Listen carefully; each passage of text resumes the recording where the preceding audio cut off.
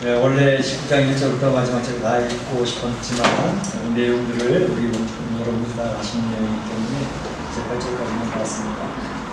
우리가 신앙생활을 하는 가운데 이렇게 보게 되면 신앙생활을 아주 멋지게 잘하는 분들을 보게 됩니다. 얼마나 기쁜 일인지 모릅니다. 신앙생활하면서 힘들고 어려운 문제들이 있지만 그 가운데 하나님을 의지하면서 그 어려운 문제들을 헤쳐나가면서 승리를 경험하는 그러한 성도들을 저는 우리 교회 안에서도 좀 이렇게 발견하게 됩니다. 참으로 행복합니다. 그런데 신앙생활 하다 보면 하나님을 기쁘시게 하던 그러한 성도들이 종종 깊은 낙심에 빠지고 또 좌절 가운데 빠져서 힘들어하는 그러한 성도들을 보게도 됩니다. 굉장히 안타까운 시간들이 있습니다. 오늘 본문에 나와 있는 하나님의 사람이 그러했습니다. 우리가 이제 열왕기상을 살펴보면서 지금 이제 18장 19절을 보는데 지난 시간에 봤던 것처럼 갈멜산에서 850명 바알과 아세라의 우상 숭배자들을 처치했던 엘리야. 그 엘리야 하나님의 사람이 오늘 본문에 보게 되면 깊은 좌절 가운데 빠지고 있는 그런 모습을 볼 수 있습니다. 그래서 오늘 말씀의 제목을 좌절하는 하나님의 사람이라고 하는 제목을 가지고 하나님의 말씀의 메시지를 듣고자 하는 것입니다. 우리가 살펴보는 것은 먼저는 좌절하고 낙심하는 하나님의 사람을 먼저 살펴보고 그 다음에는 위로와 격려로 함께 하시는 하나님의 모습을 생각해보고 마지막으로는 사명을 받음으로 다시 일어서고 있는 엘리야의 모습을 살펴보면서 오늘 아침 하나님이 나에게 주시는 그런 메시지를 듣고자 하는 것입니다. 먼저 생각해 볼 것은 좌절하고 낙심하고 있는 하나님의 사람을 생각해 보고자 합니다. 우리가 이미 살펴봤던 것처럼 갈멜산에서 엘리야 선지자는 대승리를 하게 되죠. 그래서 바알을 포함한 우상 숭배자들을 기손신으로 끌고 와서 다 죽여버리게 됐습니다. 이런 놀라운 일들을 보게 되어졌던 아합왕은 궁으로 돌아오자마자 바로 자기 아내 이세벨에게 그곳에 있었던 일을 자세하게 설명을 하게 됩니다. 그 이야기를 듣게 되었던 이세벨, 참으로 하나님 놀라운 역사 아니었습니까? 하나님 놀라운 역사를 들었다면 그가 두려워서 떨면서 그런 일이 있었냐고, 하나님을 두려워해야 되겠고 우리 하나님 앞에 회개해야 되겠다고 이렇게 돌이켰더라면 얼마나 좋았겠습니까? 그런데 그렇게 하기보다 오히려 그는 노발대발 분노를 폭발해가면서 대항하고 있는 그런 모습을 볼 수가 있습니다. 이 세상 살다 보면 우리 역사 가운데서도 그런 게 많이 보이지만 어리석은 하나님의 대적들에게 나타나는 특징들이 있습니다.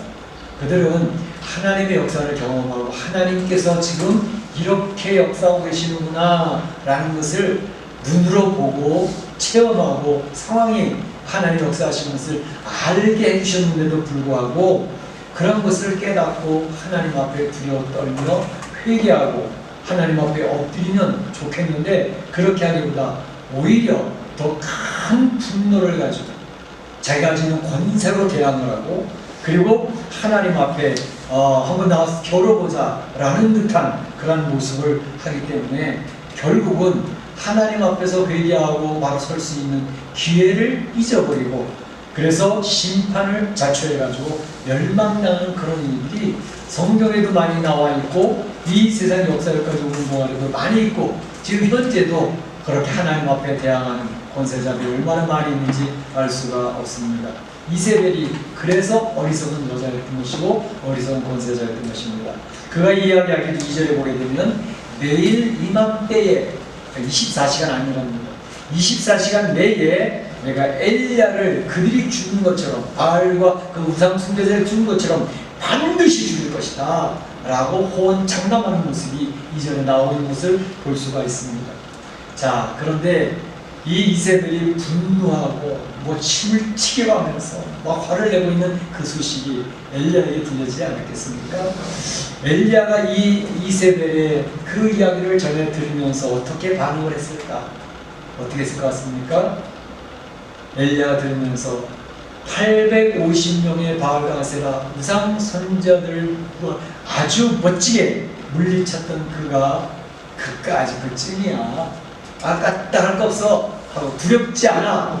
그러고 담대하게 섰었더라면.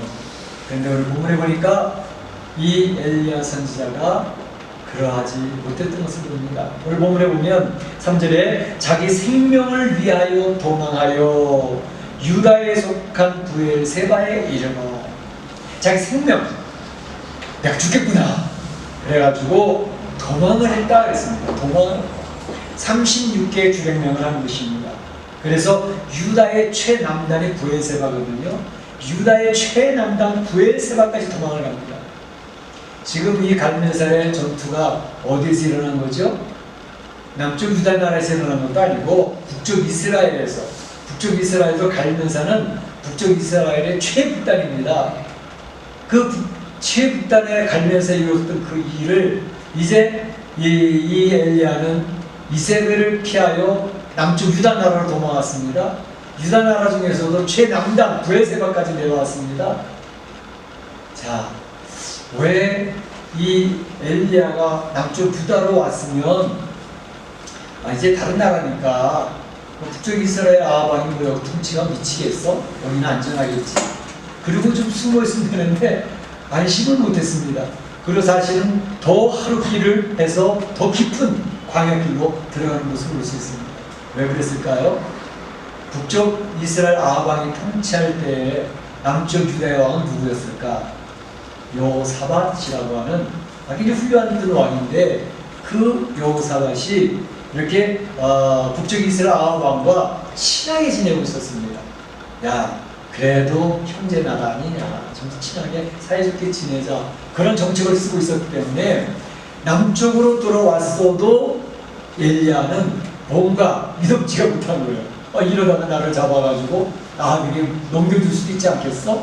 이런 생각이 들지 않았나 생각이 듭니다. 어쨌든 최북단에서 최남단까지 유다 나라까지 피신해서 그것도 못 믿어서 하루길을 더 들어가서 광야에 숨고 있는 이 엘리야의 모습을 볼 수가 있습니다.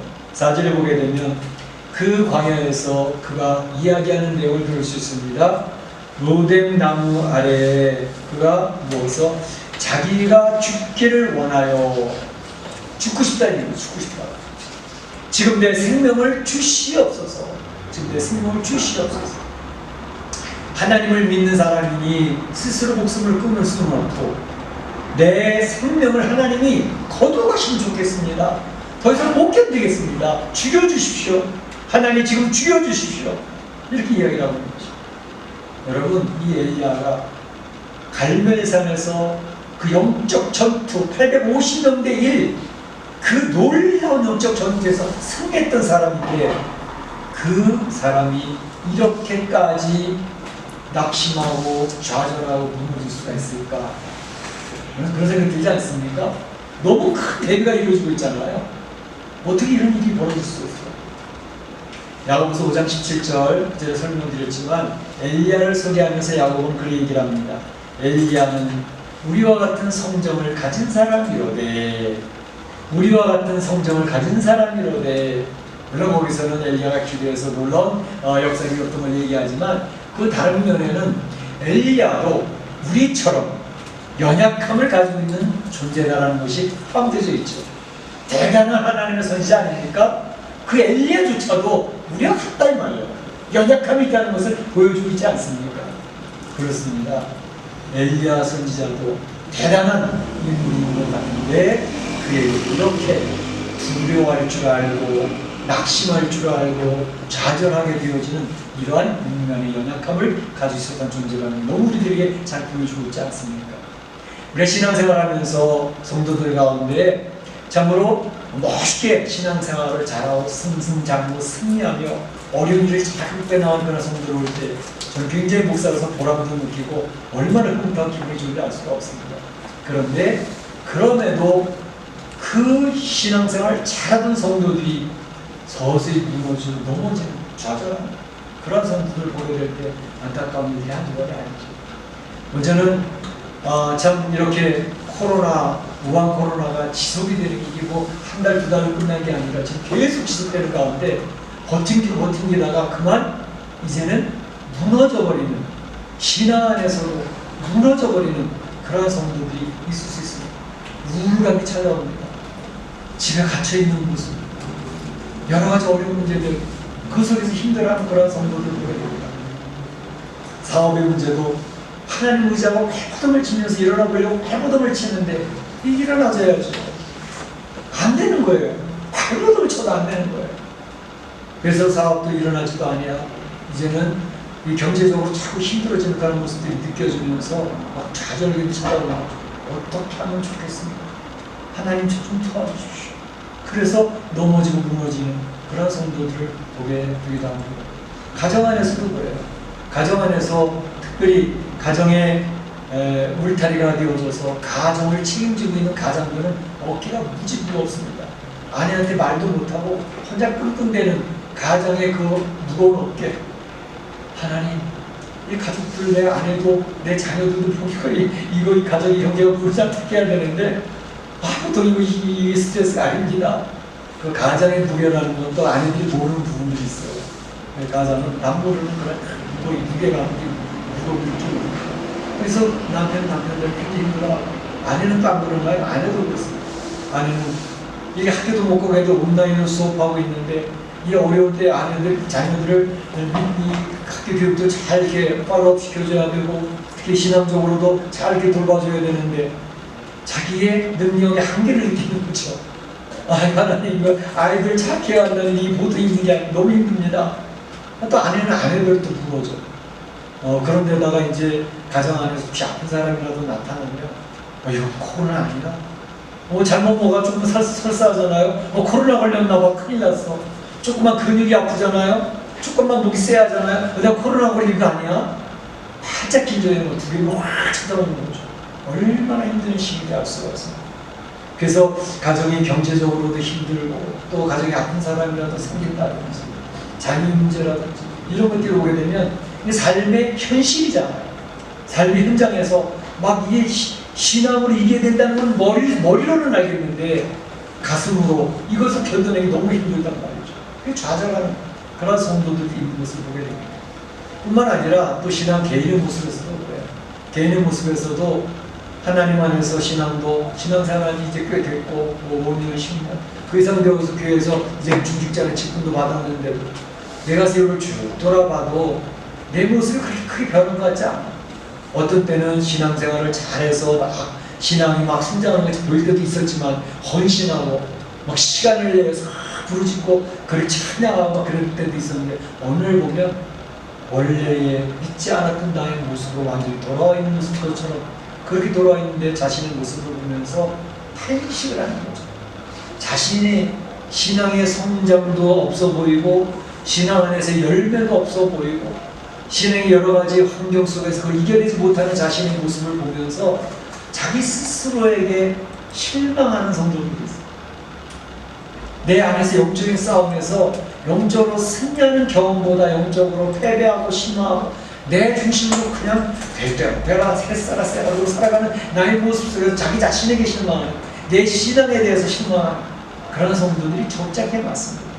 신앙생활을 한다고는 하지만 죄책감에 사로잡힌 신앙들께서 많은 것입니다. 사도 바울도 얘기하고 있잖아요. 오라 공부하는 자들아 이 사망의 문에서 누가 나를 걱정해라. 그 영적인 싸움 속에서 신앙의 열매가 없고 성장하는 모습 별로 보이지 않는 진척되어 있는 모습 별로 보이지 않는 가운데서 자기 스스로에게 절망하는 그런 모습도 굉장히 많이 있습니다. 사단이 좋아하는 모습입니다. 우리 무너져서는 안 됩니다. 그래서 이러한 모습들이 있을 때에 우리가 이제 엘리야 모습을 보면서 우리가 기억해야 될 것은 그 놀라운 신앙의 사역자, 놀라운 능력의 하나님의 사람이 이렇게 처절하게 무너지는 것을 본다면, 좌절하는 것을 본다면 나는 역시 마찬가지겠구나 라는 것을 기억하는 것이 필요하다는 것입니다. 그래서 우리가 신앙생활 할 때 나도 여지없이 무너질 수 있다. 내가 모태 신앙이건 내가 교회를 개척해서 몇 개 건물을 세웠든 내가 엄청난 하나님의 사역을 했었던 사람임에도 불구하고 역시 무너질 수 있다라는 생각을 할 때에 우리는 겸손하게 하나님 앞에 무릎 꿇고 나갈 수 있다라는 사실. 그거 잊어버리면 내가 능력 있어서 내가 잘해서 내 결단으로 이루어질 줄로 착각하다가 하나님 앞에 야단맞게 되는 상황이 올 수도 있다는 것입니다. 그러니까 나는 무너질 수 있다. 하나님 지켜주셔야지만 내가 지켜지는 것이다. 하나님 앞에 무릎 꿇고 있어야지. 그 생각을 잊지 않고 늘 겸손하게 하나님의 능력을 구하고 이겨낼 수 있는 성도들이 되시기를 주의 이름으로 축복합니다. 축원합니다. 네. 그런데 이렇게 무너져 있는 엘리야, 좌절과 깊은 낙심함에 빠져 있는 엘리야에게 하나님이 찾아오십니다. 하나님이 찾아오셨습니다. 천사를 통해서 그를 표치하시면서 5절 7절에 보게 되면 로뎀나무 아래에서 지쳐있는 엘리야에게, 완전히 퍼져있는 엘리야에게 천사를 보내주시는 하나님. 그 천사가 어떻게 하고 있습니까? 천사가 그를 어루만지면서 일어나서 먹으라 하는지라. 머리맡에 구운 떡과 한 병의 물을 갖다 놓고 먹으라고 어루만지시는 천사의 손길을 느낍니다. 먹고 마시고 또다시 퍼집니다. 또다시 누워, 아이고 하나님 그래도 힘들어요. 지쳤습니다. 뭐가 나오시는 거예요? 더 이상 일어날 힘이 없어져 버린 거예요. 그때 7절에 보면 다시 와서, 천사가 다시 와서 어루만지며 일어나라 하는지라. 전 여기에서 두 단어가 다시 왔다고 하는 점, 다시 와서 힘을 낼 때까지. 또 한 가지 저게 참 부드럽게 다가온 단어는 어루만지면서 이 단어가 그렇게 좋을 수가 없어요. 퍼져 있는데 천사가 와서 등을 두드리며 가슴을 쓰다듬며 어루만져 주시는 주님의 손길이 느껴지지 않습니다. 여러분들이 신앙생활 하다가 지쳐있을 때에, 골방에서 눈물을 흘리고 있을 때에 하나님께서 어루만지시는 그런 상태에 눈물을 닦아주시면서 내 가정은 어떻게 할까요? 내 자녀들은 어떻게 할까요? 우리 집의 경제적인 상황을 어떻게 처리해 주실래요? 라고 할 때 주님이 오셔서 어루만지면서 위로해 주셨던 그 경험들이 있으셨을 줄로 믿습니다. 바로 그것을 경험하는 성도들인 것이죠. 로뎀나무 광야에서 있다가 40일을 밤낮으로 보내면서 그 호렙산까지 이르게 됩니다. 호렙산에 가서 또 굴에 가서 자리를 잡고 있는데 하나님께서 말씀하시는 거죠. 9절 10절에 얘기하시기를 엘리야야 네가 어찌하여 여기 있느냐. 엘리야야 네가 어찌하여 여기 있느냐. 이거 똑같이 13절 14절에도 또다시 반복해서 얘기를 하거든요. 엘리야야 네가 어찌하여 여기 있느냐. 굴에 들어와서 있는 엘리야에 그렇게 얘기하시죠. 여러분 이 엘리야 네가 어찌하여 여기 있느냐라는 말씀 들으면서 딱 떠오르는 내용 있지 않습니까? 아담아 네가 어디 있느냐. 그렇죠? 아담아 네가 어디 있느냐. 선악과를 따먹고 숨어있는 아담을 하나님이 모르셔서 아담아 네가 어디 찾은 건 아니었죠? 하나님 앞에 나와서 얘기하신 주 말씀이었는데, 오늘 본문에 있어서 뭐가 엘리야에게 회개하라고 했던 내용이라기보다는 엘리야야 네가 어찌하여 여기 있느냐 하는 것은, 엘리야야 이세벨 그 여자가 그렇게 무섭더냐. 네가 하나님을 의지하지, 하나님을 붙들어야지 라는 그런 생각 아니겠습니까? 그런데 엘리야가 하나님 앞에 대답하는 내용이 똑같이 반복돼서 하는 얘기겠습니다. 뭐라고 얘기합니까? 하나님 제가 하나님의 열심히 다 해서 열심히 품고 살아왔거든요. 그런데 이스라엘 백성들이 하나님의 언약을 어겼습니다. 제단을 허물어버리고 있습니다. 선지자들을 죽이고 있습니다. 마침내는 내 생명까지 찾아 빼앗으려고 하고 있습니다. 그렇게 얘기를 하는 거예요. 그러니까 하나님이 너 어떻게 여기 와서 이러고 있어? 라고 이야기할 때 엘리야는 아담과는 다르게 솔직하게 자기의 심정을 저 앞에 털어놓는 거죠. 하나님 저 죽겠습니다.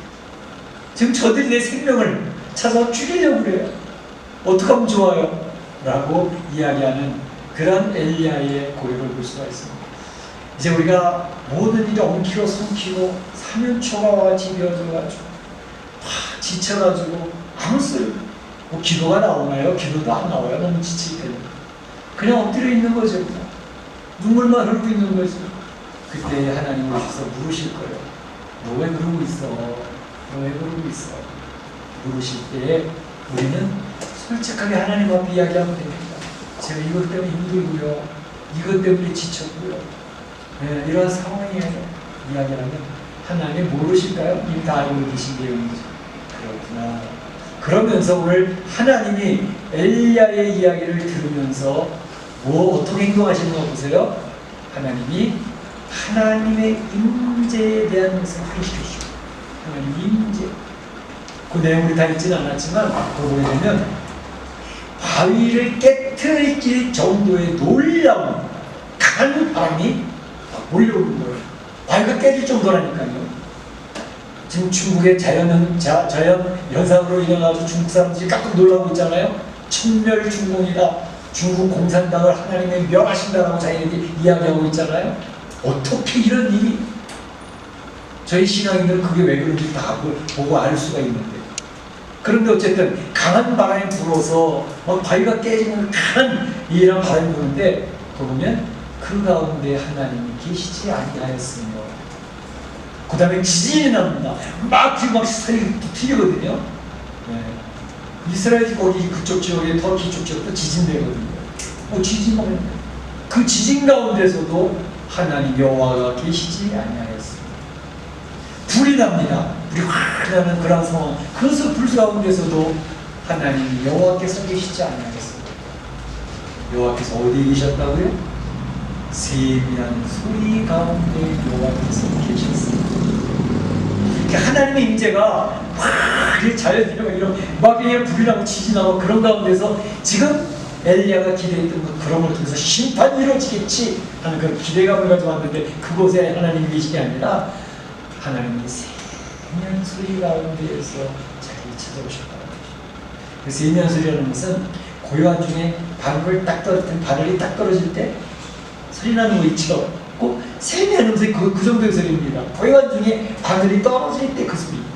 그런 세미한 중에 주님이 찾아오셔서 소리를 들려주십니다. 아마도 제가 생각하기에는 여호수아서 1장 9절 여호수아에게 들려줬던 그런 음성이 아닐까 싶어요. 그 말씀 뭐였죠? 여호수아야 강하고 담대하라. 두려워하지 말며 놀라지 마라. 내가 어디로 가든지 내가 너와 함께 할 것이다 라고 했던 여호수아를 격려하셨던 주의 음성이 엘리야에게 강하게 임재하지 않았을까 그 생각이 드는 것이죠. 그는 분명히 그 세미한 소리 가운데 하나님이 함께 하시는 임재하시는 강하게 지음을 하면서 그가 겉옷으로 얼굴을 가리고 불 바깥으로 나오게 쓰는 거예요. 얼굴 같은 하나님의 현존을 보게 되면 죽는다는 것을 유대인들은 알고 있었기 때문에 얼굴 가리고 죽고 싶지 않아가지고 얼굴 가리고 하나님 임재가 나타났습니다. 하나님 임재가 경험되니까 얼굴을 가리는 거예요. 그러니까 엘리야는 그곳에서 하나님 임재를 확실하게 경험하고 있었다라고 하는 사실입니다. 그러면서 좌절하고 낙심하고 이제는 죽기를 원합니다 라고 이야기하는 그 엘리야에게 하나님 큰 위로와 격려와 함께 해주시면서 볼 수가 있습니다. 하나님의 사람들, 우리 성도들이 종종은 완전히 번아웃이 되어져서 세상에서 이제 하나님 저 죽여주세요. 더 이상 살 기력도 없고 살 소망도 없습니다. 그럴 때 하나님의 위로와 격려 어루만이 찾아오신 주의 손길이 있음을 기억하시기 바랍니다. 하나님 사무엘 선지자가 그 백성들이 왕을 세워주십시오라고 요청할 때 그 하나님의 놀라운 사역자 사무엘이 크게 낙심했던 모습이 있습니다. 그의 아들 유엘과 아비야가 아버지처럼 쓰지 못하는 것을 백성들이 이야기합니다. 사무엘 당신은 훌륭한 하나님의 사람이었지만 당신의 아들들은 그렇지 못합니다. 뇌물받고 재판도 어그러지게 하고 그러니 우리를 통치할 왕을 주십시오. 얼마나 큰 충격입니까? 아들을 제대로 양육하지 못했다고 하는 죄책감과 비롯해서 하나님 앞에 귀한 일꾼을 세우지 못했다고 하는 그런 것, 얼마나 큰 죄책감은 좌절과 신망과 낙심시대가 왔겠습니까? 그때 사무엘이 하나님 앞에서 엎드리지 않았습니다. 하나님, 제가 제 자식을 신앙으로 제대로 키우지 못했습니다. 하나님을 제대로 섬기지 못했습니다. 저 백성은 이제 왕을 세워달라고 합니다. 저를 버리고 있습니다. 하나님께서 사무엘아, 너를 버리면 나를 버립니다. 그들은 이제 하나님을 직접 통치하고 싶지 않다는 거거든요. 그러니까 너무 걱정하지 말고 내가 알아서 처리할 테니까 힘내. 그러시는 모습이 사무엘상 8장에 나오는 거죠. 바로 하나님은 하나님의 사람들, 주의 백성들이 낙심할 때 위로하시는 하나님으로, 특히 함께 계신 하나님으로 찾아오신 줄 믿으시기를 축원합니다. 축원합니다. 그러면서 하나님이 정확하게 이야기하시잖아요. 나 이제 오직 나만 건을 이야기하는 엘리야에게 아니, 너만 남지 않았어. 지금 내가 7,000명의 바알에게 무릎 꿇지 아니하고 바알에게 입맞추지 아니한 7,000명을 준비해놨단다. 걱정하지 마요. 이제 마지막 때가 될수록요, 신앙 지키기가 힘들어가지고 나 혼자 신앙 지키고 있는 것 같이 느껴지는 그런 상황이 올 때가 있어요. 그때 낙심하지 말 것은 하나님이 보이지 않는 하나님의 헌신인데 하나님의 일을 감당하고 있는 하나님의 무수한 하나님의 백성이 있다는 것을 기억을 하고 절대로 낙심하지 말고 나 혼자구나 그런 생각할 필요가 없습니다. 하나님의 나라, 하나님의 교회를 그 보이지 않는 하나님의 사람 통해서 지켜나가고 계시다는 사실 기억하시기 바랍니다. 오늘 우리 성도들이 참 이렇게 어렵고 힘들고 좌절하고 낙심하고 있을 때에 우리 그렇게 연약함이 있다는 사실을 인정하자고 그러지 않았습니까? 그럴 때 하나님은 찾아오셔서 우리가 어루만진다는 사실, 그리고 세미한 음성으로 함께 계신다는 사실, 함께 계신다고 하는 사실처럼 축복이 없습니다. 하나님만 함께 계시면 되는 거거든요. 네. 그래서 그 하나님의 놀라운 세미한 음성을 듣고 어루만지심을 체험하는 성도들 되시기를 바라는데, 그것이 여러 성도들이 지금 메시코시티에 살면서 이러저러한 일을 통해서 하나님 역사하시는 경험하는 성도들이 꽤 있는 것을 제가 알고 있습니다. 성도들을 통해서 이런 피드백을 받으니까 말이죠. 그런데 가장 하나님의 역사를 체험할 수 있는 가장 중요한 장소가 어디냐? 여러분 가정에서 오는 골방입니다. 그 골방에서 하나님을 찬양하고 하나님 앞에 눈물을 흘리고 이 가정에 대한 무게, 내 신앙에 대한 어려움 이것을 이야기하고 있을 때 주님 나의 마음을 어루만져 주시고 힘내라고 말씀하시고 내가 너와 함께 했잖아. 걱정할 거 없어. 두려워할 거 없어. 놀라지 마. 무한 코로나 나도 지나갈 거야. 힘내. 주의 음성을 듣고 힘내시는 성도 되시기를 주의 이름으로 축원합니다. 축원합니다. 마지막으로 한 가지는 사명을 받은 분 하시는 엘리야의 모습을 볼 수가 있습니다. 15절 17절 보게 되면 하나님이 엘리야에게 이제 내가 네게 할 일을 알려주겠다라고 이야기합니다. 너에게 사명을 부여한다 이야기하십니다. 세 가지를 이야기합니다. 첫째로는 이제 너 다메섹으로 가서 하사엘이라고 하는 사람에게 기름을 부어서 아람의 왕을 세워라 라는 것 첫 번째. 두 번째는 이스라엘에 예후라는 사람이 있는데 예후에게 기름을 부어서 이스라엘의 왕을 삼아라 라는 것입니다. 세 번째로는 이런 사역들을 위해서 엘리사에게 기름을 부어 후계자가 되게 하라. 이 세 가지 사명을 부여하십니다. 그러면서 이제 심판을 선언하시는데 아람의 왕 하사엘의 칼을 피하는 자는 예후가 죽일 것이고 예후의 칼을 피하는 자는 엘리사가 죽일 것이다 라고 17절에 선언합니다. 너 지금 이세벨 두려워하지? 이세벨 죽는다니까. 내가 죽일 거야? 예후를 통해서 죽일 거야. 아합도 죽을 거고, 그리고 이 내가 지금 먹자는 일이란 세상의 역사, 세상의 역사는 내 손에 있다고 내가 다 주장할 거야. 여러분 중국의 역사가 어디 있겠습니까? 러시아의 역사가, 일본의 역사가, 미국의 역사가 어디 있겠습니까? 하나님의 손바닥에 있습니다. 이 앞으로 이루어질 모든 미래 역사가 하나님의 섭리와 경륜 가운데서 지금 펼쳐져가고 있습니다.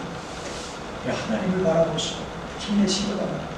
지금 이 세상의 역사를 하나님이 인도하시겠다라고 하면서 지금 엘리야에게 사명을 맡깁니다. 아람 하사엘에게 기름 부어라, 예후에게 기름 부어라, 엘리사에게 기름을 부어라. 그래서 하나님의 역사가 일어나도록 도구를 쏟겠다. 엘리야가 사밧의 아들 엘리사를 만나 후계자를 삼습니다. 19절 21절에 나오는 내용입니다. 엘리사는 그때에 12결의의 소를 통해서 밭을 갈고 있었습니다. 12결의라는 것은 소가 몇 마리일까요? 12마리? 그렇죠. 결이라고 하는 것은 짝을 얘기합니다. 짝. 그래서 12결이라는 것은 24마리의 소가 밭을 갈고 있는 거예요. 그러면 엘리사는 천한 부자인 거예요. 소 12마리 가지고 밭을 갈고 있는 사람이니까 굉장히 부자인데, 바로 그 엘리사에게 겉옷을 던집니다. 후계자 3년 표시입니다. 그러니까 그 엘리사가 그가 소를 버리고 내가 당신을 따르리이다. 엘리사 즉각 응답을 하는 겁니다. 자기의 소를 버립니다. 자기의 부여와 자기 재산을 포기합니다. 그리고 주님을 따르겠다고 나옵니다. 이 내용을 보면서 예수님 12제자를 부를 때 그 제자들이 배도 버리고 아버지도 버리고 주님을 따랐던 그 모습이 기억나지 않습니까? 하나님을 따르는 사람의 특징은 하나님 따르는 것을 우선으로 한다는 것입니다. 내 재산, 나의 명예, 나의 권세, 나의 가족, 물론 중요하지요. 그걸 그냥 버리는 말이 아니에요. 하나님이 요청할 때 하나님의 뜻을 우선할 것인가 아니면 내 것을 우선할 것인가 하는 영적 갈등이 굉장히 심해집니다. 내 것을 잡으면 하나님을 따르는 데 지장이 있습니다. 하나님을 따르면 하나님 안에서도 쓰임받고 내 것도 지켜집니다. 이게 하나님 성경의 원리예요. 그러니까 엘리사는 자기 것들, 재물, 자기의 재산, 소유재산 다 포기하고 주님 따르겠다는 거예요. 그걸 보면서 하나님을 따르는 사람의 모습이 드러나고 있습니다.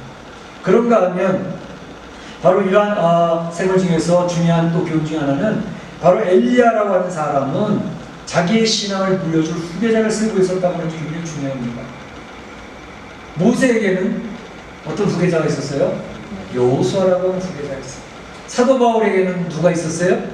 디모데라고 하는 후계자가 있어요. 베드로에게는 마가라고 하는 후계자가 있어요. 그러니까 신앙 안에 보게 되면 신앙의 사람들은 자기의 신앙의 DNA를 물려줄 수 있는 그런 후계자를 양육시켜 나갔다는 것입니다. 케어하고 돌봤다는 것입니다. 우리 신앙생활 하면서 나의 신앙의 후계자는 누구입니까?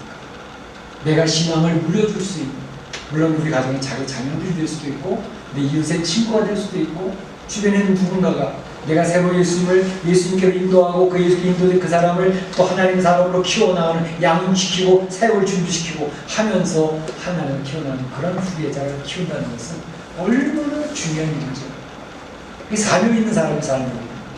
그러니까 바로 여기에서 하나님이 엘리야에게 이야기하는 것은 사명이 있는 사람을 살아야 돼라는 것을 이야기합니다. 낙심하고 좌절할 때 그 낙심과 좌절 가운데서 일어날 수 있는 비결은 무엇이냐? 사명을 다시 기억하고 일어나는 것입니다. 베드로가 낙심하고 좌절하여 고기 잡으러 나가버렸습니다. 그때 하나님이 다시 불러서 얘기하는 것은 사명의 회복이지 않았습니다.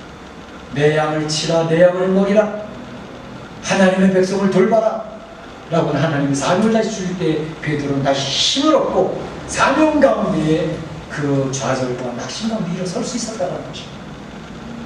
우리가 지금 이 삶을 살아가면서 우리의 삶의 목표, 내 삶의 방향, 내가 이 세상 인생 7, 80년 살다가 떠날 것인데 내 인생 주어진 삶에서 나는 무엇을 하러 갈 것인가? 내 자녀 키우는 것 중요하죠. 그런데 무엇을 하고 살아갈 것인가? 내가 하나님 앞에 부름받고 우리 교회가 부름받은 목적은 하나님을 영화롭게 하는 삶, 하나님을 찬양하는 삶, 하나님 예배하는 삶, 하나님 안에서 기뻐하는 삶, 하나님의 교제 속에서 주의 위로를 받으면서 거기에서 내 인생의 의미를 찾고 내가 그것에서 하나님의 할 일을 찾아내고 그 일을 향해서 뚜벅뚜벅 걸어가는 인생의 모습이 사명 있는 삶인 것이죠. 사도 바울은 그런 얘기하지 않습니다. 사도행전 20장 24절에 나의 달려갈 길과 주 예수께 받은 사명, 주 예수께 받은 사명, 곧 하나님 은혜의 복음을 증거하는 일을 마치려 하면 나의 생명을 조금 더 귀한 것으로 여기지 아니하나. 주 예수께 받은 사명감을 가지고 살아갔다는 것입니다. 우리 인생을 살아갈 때 내 인생에 여러 가지 일이 있죠. 직장일, 또 가정의 자녀를 키우는 것도 여러 가지 또 일을 하는 것도 중요하지만 그것의 모든 것에 가장 중요한 목표인 것입니다.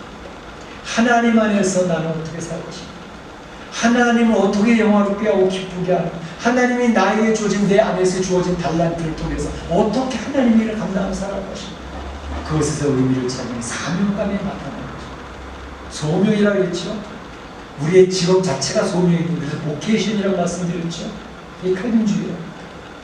내가 뭐 특별히 난 전도사 될 거야, 난 목사 될 거야, 그게 아니고 내게 주어진 직업 속에 하나님의 부르심이 있단 말이죠.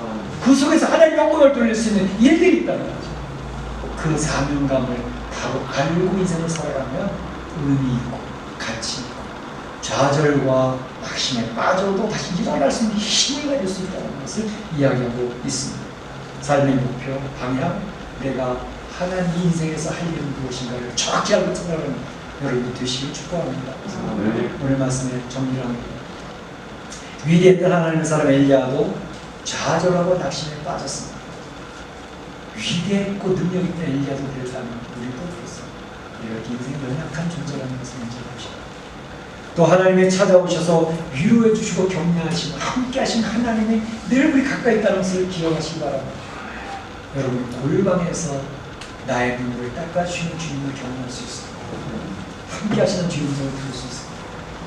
우리의 삶에 사명이 있어지기를 원합니다. 삶의 방향, 목표, 할 일 무엇인지 사명감을 잃어버리면 안 됩니다.